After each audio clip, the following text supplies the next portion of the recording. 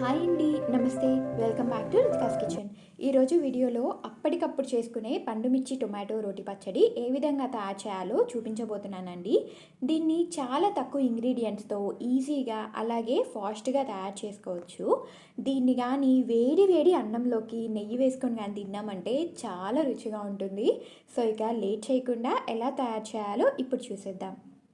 ఇందుకోసం ముందుగా పావు కిలో పండు మిర్చి తీసుకొని క్లీన్ చేసి పెట్టుకుందాం. అలాగే కరెక్ట్ కొలతలతో చెప్పాలంటే ఒక 15 వరకు పండు మిర్చి, అలాగే 2 పెద్ద సైజ్ టొమాటోలు, అదే మీడియం సైజ్ అయితే 3 వరకు తీసుకోండి. అలాగే చిన్న నిమ్మకాయ సైజ్ అంత చింతపండుని క్లీన్ చేసి పెట్టుకోండి. ఇది నానబెట్టాల్సిన అవసరం లేదండి, డైరెక్ట్గా తీసేసుకోవచ్చు. నెక్స్ట్ స్టవ్ వెలిగించి కడాయి పెట్టుకొని అందులో 2 టేబుల్ స్పూన్స్ ఆయిల్ వేసుకొని అది హీట్ అయ్యాక అందులో కొంచెం జీలకర్ర, మనం ముందుగా క్లీన్ చేసి పెట్టుకున్న పండు మిర్చీలను వేసి స్టవ్ లో ఫ్లేమ్లోనే ఉంచుకొని ఒక 5 నిమిషాలు మూత పెట్టి మగ్గించుకుందాం.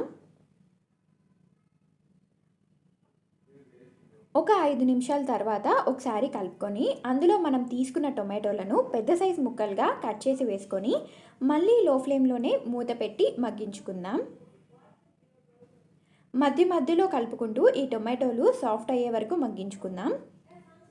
ఇప్పుడు చూసారా, ఈ టొమాటోలు మగ్గి కొంచెం సాఫ్ట్ అయ్యాయి కదా. అలాగే అందులో మనం ముందుగా క్లీన్ చేసి పెట్టుకున్న చింతపండును కూడా వేసి మరికొంచెం సేపు మగ్గించుకుందాం. ఇప్పుడు చూసారా, మొత్తం అన్నీ ఈ విధంగా మగ్గాలన్నమాట.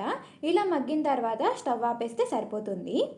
నెక్స్ట్ క్లీన్ చేసి పెట్టుకున్నటువంటి రోట్లో వీటిని వేసుకుందాం. అలాగే తగినంత సాల్ట్ వేసుకొని దంచుకుందాం.